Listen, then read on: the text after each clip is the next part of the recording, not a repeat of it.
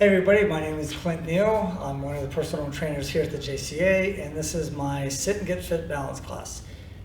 In today's class, we're going to cover a number of different balance exercises, both direct and indirect, and you'll see what that means.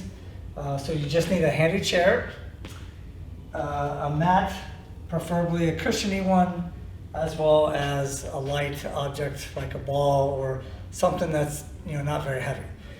So I like to start each class and with a dynamic, meaning we're going to be moving a little bit, balance exercise. So you could use your chair if you need to, but always try to push yourself a little bit harder where you don't need the chair or you don't rely on it too heavily. So in this first one, I'm going to show you how to do this one holding onto the chair, and then we're going to try to do it without the chair. So on this one, you're going to nice slow and control, like marching in place, as high as you feel comfortable, down gently, as high as you feel comfortable with the other leg, and down gently.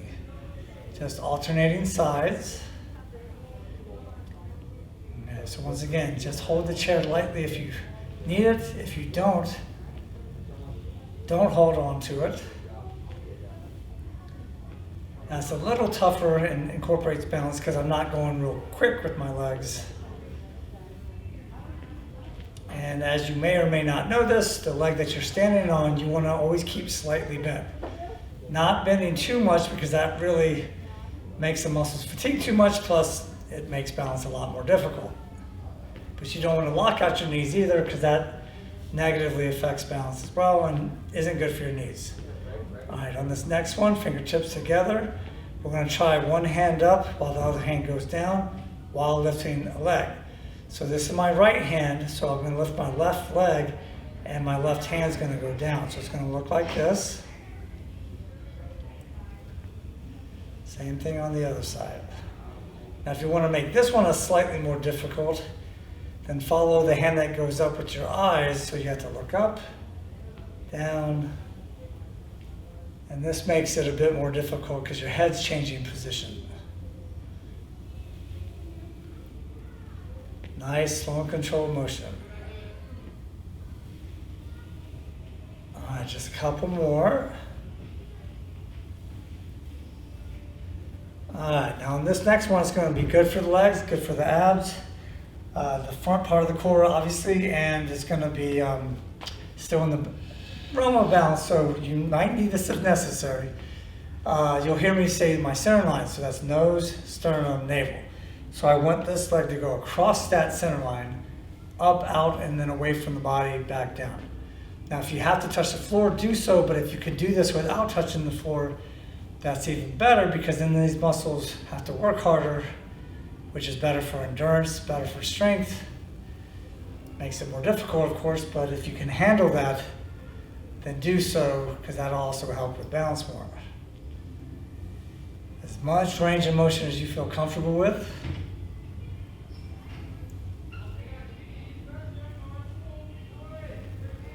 And switch. Same thing on the other side.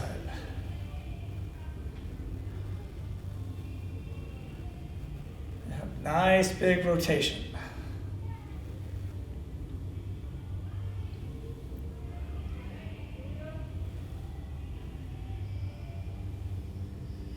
All right, how's that feel? Should be kind of warmed up a little bit. So in this next one, what we're going to do the easier way. There are more difficult ways of doing this, but we're going to focus on the easy way today. Feet close together. Once again, knees slightly bent. I'm going to raise up on my toes so my heels will come up as high as I feel comfortable. Control the descent, and then my toes up. Trying to resist the temptation to rock. Maintain good posture. So it's heels up, toes up. Heels up, toes up. Just go through, once again, as much range of motion as you can feel comfortable without doing that rocking motion. You want to be in control this whole time. Up high and then down low. Up and down. Couple more.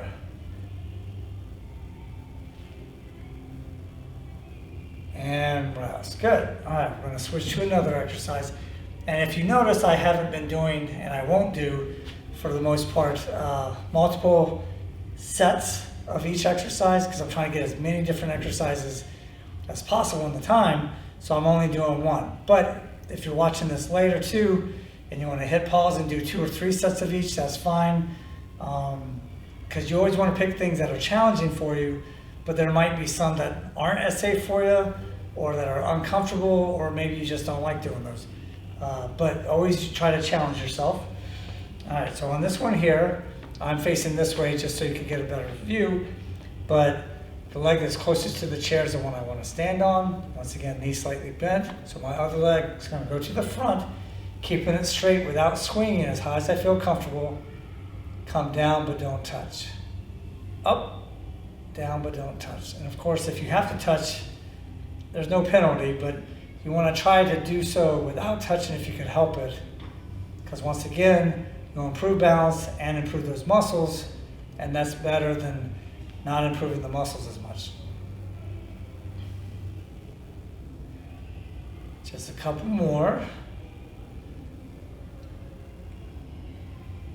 And down. All right, do the same thing on the other side. You don't have to move your chair. I am, of course. So, same thing on the other side. We never want to be lopsided, so gotta do both unless you have a really bad orthopedic issue or the doctor told you not to. But really try not to, or try to avoid swinging or using momentum. Working those muscles. Last 2. And rest. Good. All right, on this next one, we're going to do 2 different squat variations. They're going to look very similar to one another, but you'll see the difference. So we're going to do one way first, obviously. So arms up. That just raises the center of gravity slightly. Imagine you still have like a board on your back, so your back is still going to be straight. So even if you lean forward, you're bending at the hips, your back is still straight. Meaning I don't want you to slouch forward. So you're going to pull those shoulders back like you're pulling the shoulder blades together. Butt back, face forward, down as far as you feel comfortable, touching it if you can, and up. So we're not actually sitting. We're just going to go down, touch the chair, and up. Now if you can't go that deep, that's fine. But you really want the butt back as if you're going to touch it or sit down. So you avoid that kind of motion because you're going to bad for the knees, but also you will miss the chair. Down and up. So we're lifting our body weight. So you're going to breathe in, exhale as you come up. Breathe in and exhale.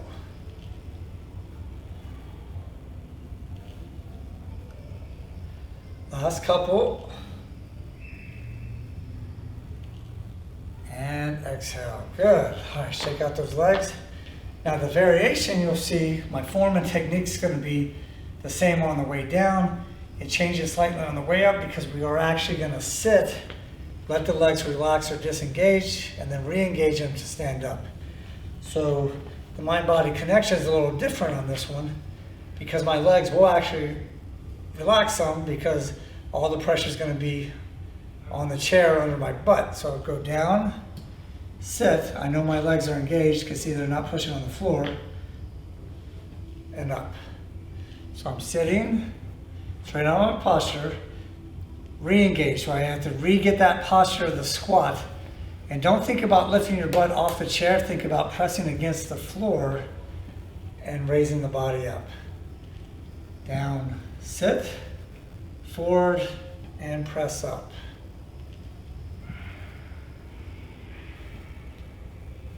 Once again, nice, slow and controlled motion. You don't want to plop down and potentially topple backwards on the chair. That's obviously not what we want and quite dangerous, so we don't want to do that. Couple more.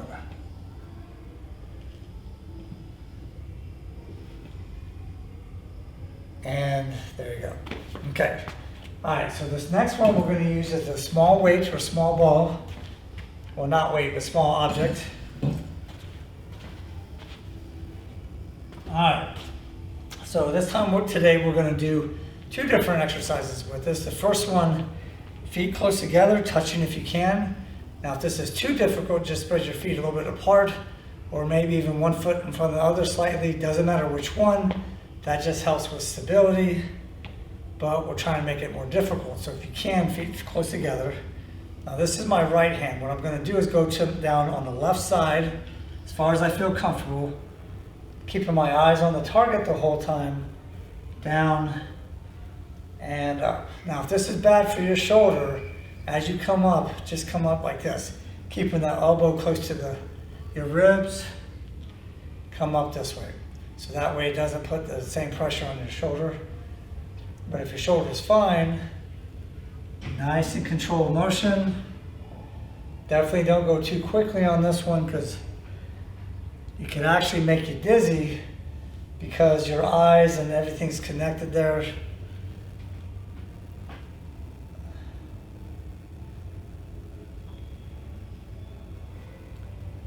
Couple more.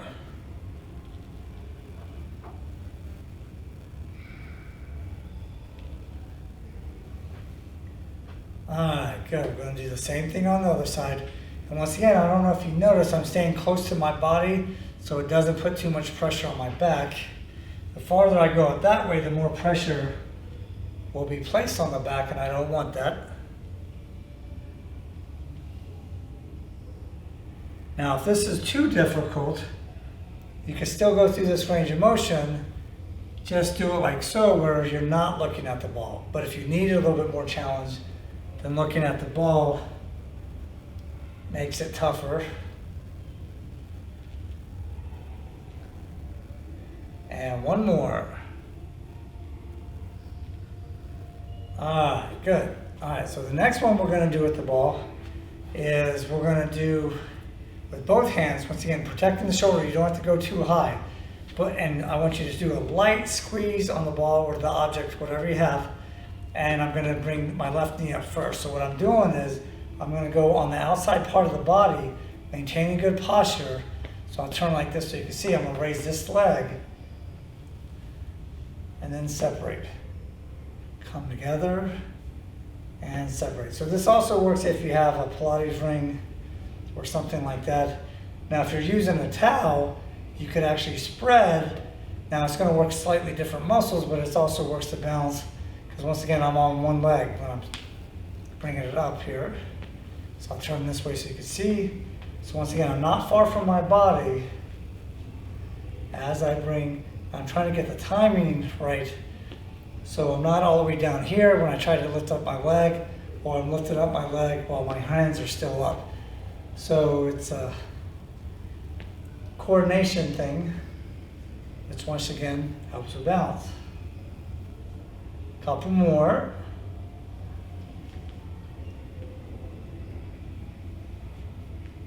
All right, we're going to do the same thing on the other leg. So I'm going to come down as I raise my right knee this time. And my left leg is slightly bent. Once again, not locking it out because that's bad for the knees. And it really hinders balance as well.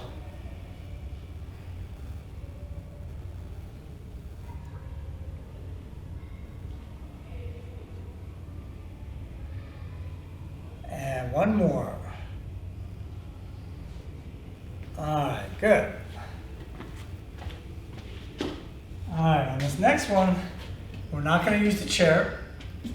Now, if you have a long couch or sofa, you could use the back of that one, but we're going to do our heel to toe walk. So we're going to try 3 different methods, starting with the easier, a little bit tougher, and the toughest at the end. So we're going to go down and 1, that counts as 1 lap. We're going to do 3 laps total. So I'm going to make sure my posture's good, core's engaged, chin up, and heel to toe. Now, if you really struggle with this one, just keep the feet a little bit farther spread as opposed to heel to toe, but just do the best you can safely.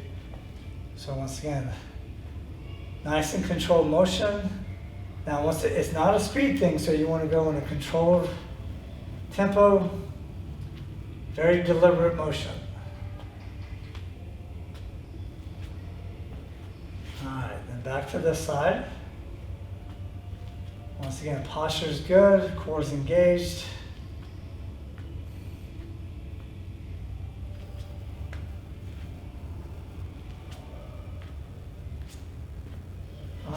good. So if that was very doable, then we're going to do the next one for you. And that's where we're going to slowly turn our head side to side as we move forward. So once again, changing that head placement changes how your body has to acclimate, therefore makes it harder for balance. So I slowly turn. Once again, not snapping the head and neck.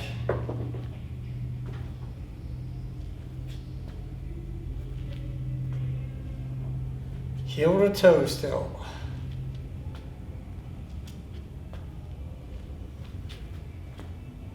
All right. Same thing, heading back to where we came from.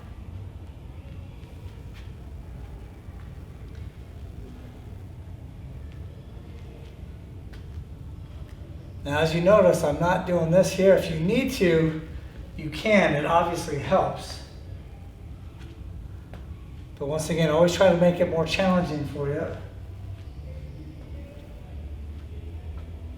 All right, good. All right, so the next level up is we're going to look up and then look down while still doing the heel to toe. All right, once again, not a foot race. Just keep your breathing natural. Slowly looking up, slowly looking down. And we just repeat that head motion.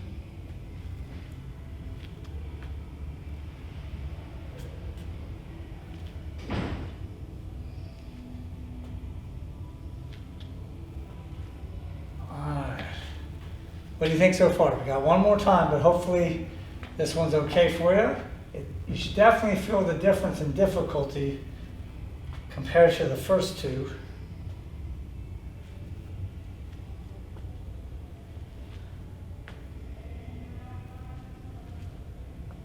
Yep, and I got to focus myself because this one's not that easy for me.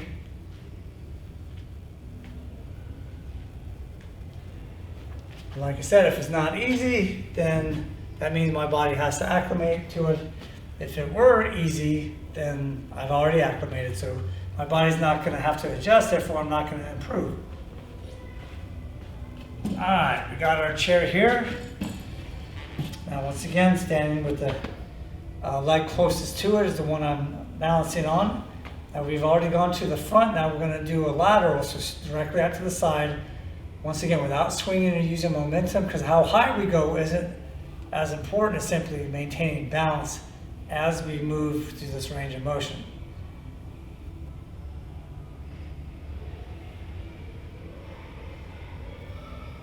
Yeah, once again, just do the best you can. Exhale as you move up. Breathe in on the way down and exhale. Good. Do the same thing on the other side. Up and down.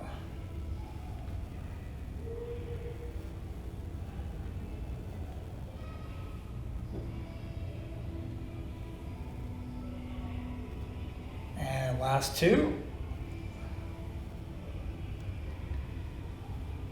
All right, good. Before we do the one to the back with our legs straight, doing this one here, we're going to do an eye-foot coordination one that helps with balance too.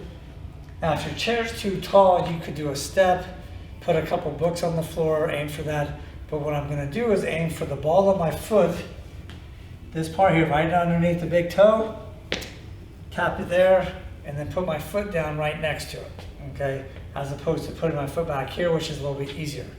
So I got to have my head down, which also affects balance, as opposed to head up. So I'm deliberately putting my foot right where I want it and back down right where I want it while maintaining balance. And doing so at a slower tempo. So I'm going to start with this leg that's closest to the camera here. So I'm going to go up, tap right where I want to, and down. And when I say that, I mean I'm not missing or hitting my tiptoes or hitting way up here on my heel, because I'm putting my foot exactly where I want it, which also helps with balance because your body's making these adjustments, and if something's off, then it's going to affect your balance. So it's ball of the foot, ball of the foot. Plus it works my quadricep muscles and the core, including the oblique muscles here.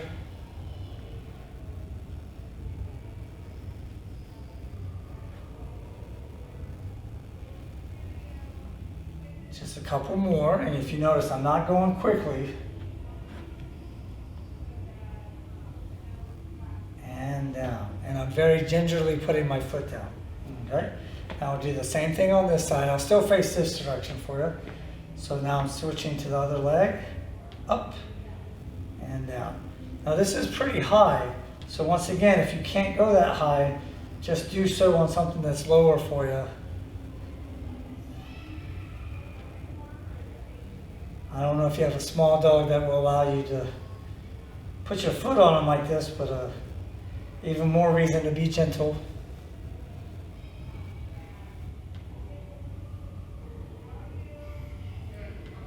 And we'll try one more. And down. Good. All right. Now we'll go to the one where we do the leg lift to the back. Okay. Now this is going to work the hamstrings and glutes. It's also working my lower back. So I am going to lean forward just slightly to compensate the weight of my leg. So it's going to look like such. So I'm not bending too far, but I don't need to stay totally upright for this. I'm going to go forward just a little bit. Down, once again, try not to touch the floor. And repeat that motion. So it's just slightly forward as my leg lifts. Once again, I'm touching, but I want to try not to white knuckle it, or if I can, not touch it at all.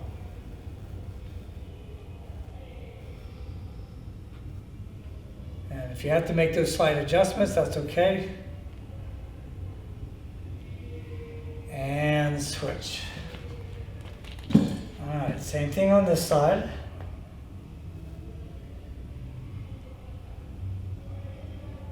And then once your confidence is up, assuming it goes up, you want to make sure you make it as difficult as possible. Of course, still staying safe. Nice and controlled motion. And two more. All right, good. So I'll move my chair out of the way. And now we will need our mat. Now, if your floor is not too hard, then you may not need a mat. This floor is quite hard, so I'm going to use the mat. And we're going to be on our hands and knees. So what I'm going to do is I'm going to raise one hand and raise the other leg, or the opposite leg. And so the key to make it a little bit more challenging balance-wise is when I come back to the floor with both the hand and the knee or foot, I'm not going to touch, or that's the goal at least. So we're down like so. So once again, I'm going to lift this hand, and I want to raise my other leg, or the opposite leg, down but don't touch. Exhale as I lift. I want to keep the core engaged. And you're just raising your arm and leg as far up as you feel comfortable. Once again, without swinging or using momentum.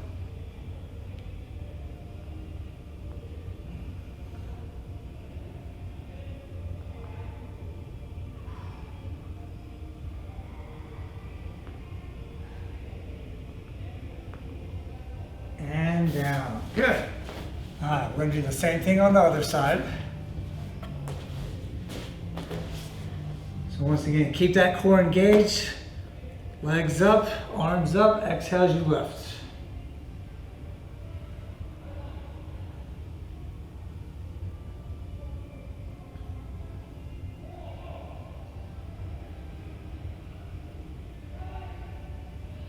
And two more.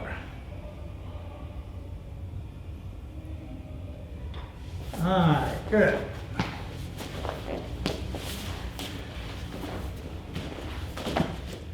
Alright, so that was my Sit and Get Fit balance class. Some classes I do a few different ones just to try to mix it up a little bit. Some of those ones, if you've taken this class before, you've seen, they're familiar, but they're good ones, so that's why I keep those in. Once again, if you have any questions, feel free to ask me if you see me at the JCA, or you can type me up on Facebook, and I'll do my best to answer your questions, and enjoy the rest of your day.